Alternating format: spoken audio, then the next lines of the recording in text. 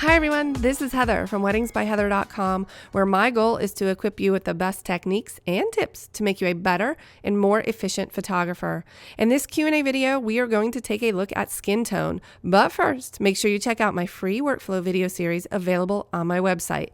This week's question comes from Lily, and she writes, "Do you still take requests on how you would edit this photo? I am having a difficult time with this one, especially the red cast and his skin tone." So we're going to take a quick look at this photo and talk about skin tone a little bit. But I will say this, for most photographers, new photographers especially, I feel like you're probably overthinking the skin tone thing.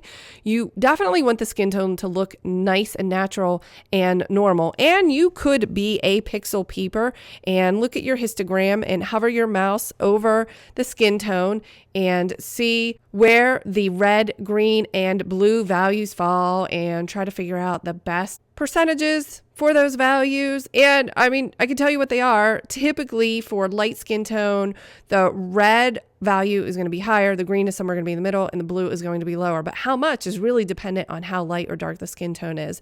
But I'm going to take a more simplistic look at this, and I believe it's equally as effective. I'm going to access the HSL, that's the hue, saturation, and luminance panel, and I can get there by simply pressing Command 3, or that's Control 3 on the PC. And the reason for that is because I have Lightroom set to solo mode, so I only have one panel showing at a time. I'm going to use the targeted adjustment tool to pull out the components of red and the offensive green.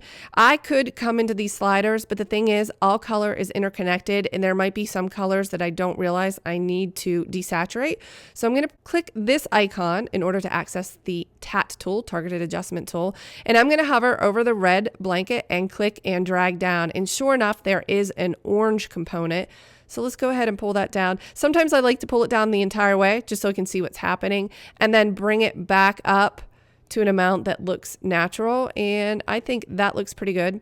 I'm also going to hover over some of this green and this yellow and click and drag down in order to get rid of that color cast. And now if I press my backslash key, remember that's the key that is above your enter or return key, it leans to the left, I can see my before and after, and it does get rid of that cast quite nicely. I'm going to jump into my basic panel by pressing Command or Control 1 on my keyboard, and I'm going to warm up the overall image just a little bit because the skin looked a little blue when I did that. So let's go ahead and look at the before and after, and then obviously from this point it's just adjust to taste. You know, I added a little bit of magenta because I like that tone for skin.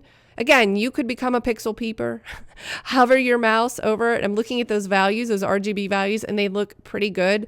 So I hope that you found this useful. I'll see you in the next video.